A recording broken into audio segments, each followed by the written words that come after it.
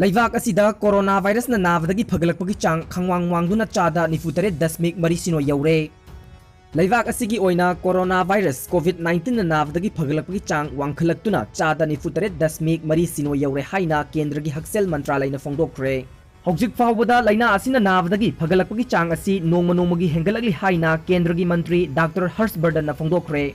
Punna miyoy lising marifuni toiga chatret kuntra recovery tawduna Chada 47.40 asi yaukivani. Haukiba pung kun marida miyoy lising tarama toiga chani humpu mari recovery tawki. Nauna positive oikivana lising taret ka chamapan humpu mari ni. Masi tharaga Leibak asida coronavirus confirm case lak amaga lising humbutra humdoi chatret humpu humdoi sure.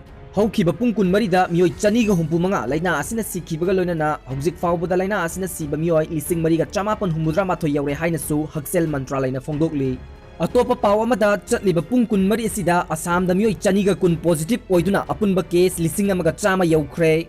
Ngarang dagi ngasi nungthil pung mga fawba Assam da miyoy chani ga kun positive oiduna state asida COVID-19 gi apunba case lising amaga chama yauksinkhre.